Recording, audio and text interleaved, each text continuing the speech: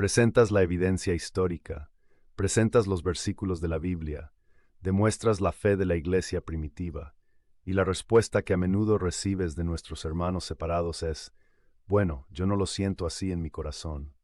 ¿Desde cuándo los sentimientos se convirtieron en el árbitro de la verdad de Dios? ¿Desde cuándo la fe se convirtió en una cuestión de opinión personal? ¿Qué tal? Soy el padre Daniel, y hoy vamos a hablar con el corazón en la mano, pero con la verdad afilada como una espada. Hoy vamos a diagnosticar una de las enfermedades espirituales más graves de nuestro tiempo, la tiranía del sentimentalismo en la fe. Y vamos a ver cómo esta enfermedad es la consecuencia directa, el fruto inevitable del principio de la sola Escritura. Y lo haremos analizando una de sus víctimas más trágicas, la devoción a la Santísima Virgen María. Pero no solo eso, veremos cómo este patrón se repite en doctrinas fundamentales como el bautismo y los sacramentos.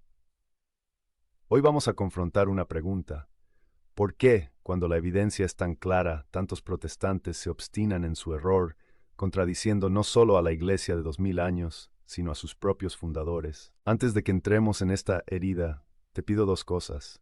Dale me gusta a este video para que esta defensa de la verdad objetiva llegue a más católicos. Y compártelo. Compártelo con ese ser querido que está atrapado en una fe basada en emociones, para que pueda encontrar la roca sólida de la Iglesia. Ayúdame en esta batalla por la razón y la fe. Comencemos por establecer los cimientos. La fe católica se basa en un trípode que le da una estabilidad inquebrantable: la Sagrada Escritura, la Sagrada Tradición y el Magisterio de la Iglesia. El protestantismo, en el siglo XVI, decidió cortar dos de esas patas.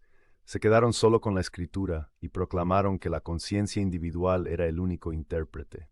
Y al hacerlo, sin darse cuenta, no entronizaron a la Biblia, entronizaron al yo, entronizaron el sentimiento personal. Porque si no hay un árbitro objetivo, ¿quién decide entre dos interpretaciones contradictorias? El que siente más fuerte. Y así, la fe dejó de ser un asentimiento a una verdad objetiva y se convirtió en una validación de una experiencia subjetiva. En ningún lugar es esto más evidente que en el trato hacia la Virgen María. Como hemos detallado antes, Martín Lutero, Juan Calvino y Ulrico Zwinglio, los padres de la Reforma, creían en la maternidad divina de María, en su virginidad perpetua, y Lutero incluso en su Inmaculada Concepción. ¿Por qué? Porque eran hombres del siglo XVI, empapados todavía en la tradición. Leían la Biblia con la memoria de la Iglesia.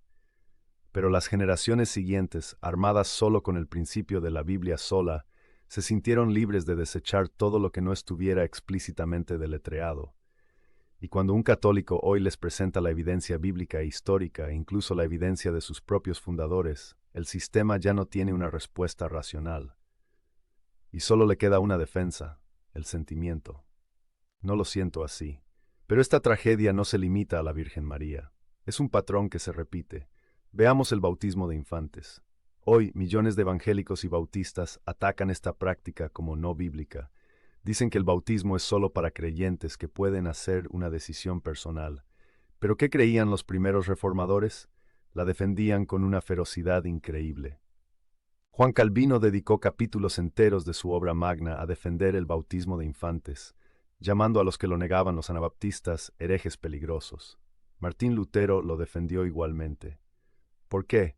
Porque entendían, desde la tradición, que el bautismo era el nuevo pacto que reemplazaba a la circuncisión, la cual se administraba a los infantes. Entendían que era una gracia de Dios, no una obra humana. Hoy, la mayoría de sus herederos han abandonado su enseñanza. ¿Por qué? Porque la idea de una decisión personal, una fe basada en el sentimiento y la experiencia, se ha vuelto más importante que la teología del pacto y la gracia que sus fundadores enseñaron. De nuevo, el sentimiento pulveriza la historia y la teología. Veamos un tercer caso: la naturaleza misma de los sacramentos. Hoy, para gran parte del mundo evangélico, los sacramentos, o ordenanzas como los llaman, son meros símbolos. El bautismo es un testimonio público simbólico. La cena del Señor es una comida simbólica de recuerdo. Pero, ¿era esto lo que creían los primeros reformadores? Ni cerca. Martín Lutero creía tan firmemente en la presencia real de Cristo en la Eucaristía que rompió con el reformador Zwinglio por este tema. Lutero creía que en el bautismo Dios realmente nos regeneraba y nos daba la gracia. Para él, Los sacramentos eran medios de la gracia, canales reales a través de los cuales Dios actuaba. Eran mucho más que símbolos vacíos. Hoy, la visión simbólica de Zwinglio, que Lutero consideraba una herejía, se ha convertido en la norma en el evangelicalismo. Una vez más, la fe de los fundadores ha sido traicionada por una versión más racionalista, menos sacramental, más vacía. ¿Por qué? Porque es más conveniente para una fe moderna creer en símbolos que arrodillarse ante un misterio. Y aquí llegamos al clímax, a la raíz de la obstinación. El refugio en el yo siento es, en el fondo, la herejía más antigua y más sutil de todas, la idolatría del yo. Cuando mi interpretación personal, mi sentimiento, mi experiencia subjetiva se convierte en la máxima autoridad, por encima de la Biblia leída en su totalidad, por encima de 2000 años de la historia de la Iglesia, por encima del testimonio de los santos y por encima incluso de mis propios fundadores. Entonces, el Dios al que adoro ya no es el Dios que se ha revelado en la historia. Soy yo mismo. Mi corazón se ha convertido en mi propio magisterio infalible. Y este es el fruto amargo que vemos en el caos de 45,000 denominaciones. 45,000 sentimientos diferentes sobre quién es Dios y qué quiere de nosotros. En conclusión, la próxima vez que te encuentres en un debate y te enfrentes al muro del yo no lo siento así, no te frustres.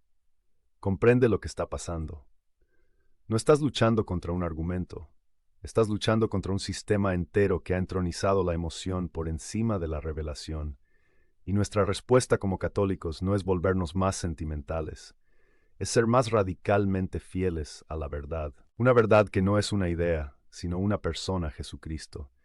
Una verdad que no se encuentra en las arenas movedizas de nuestros sentimientos, sino en la roca sólida de la Iglesia que Él fundó.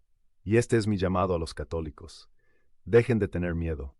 Su fe no se basa en lo que sienten, se basa en lo que Cristo hizo y reveló. Conozcan su fe, ámenla, y defiéndanla con hechos, no solo con emociones. Y mi advertencia a mis hermanos separados, se los ruego, examinen sus cimientos. ¿Su casa está construida sobre la roca de la revelación objetiva de Cristo a su Iglesia, o sobre la arena movediza de su propio corazón? La casa de Pedro está abierta. Si esta defensa de la verdad objetiva contra la tiranía del sentimiento te ha fortalecido, no te pierdas el video que aparece ahora en pantalla sobre la sucesión apostólica, la garantía histórica de que nuestra fe no es un invento, sino un tesoro recibido y protegido.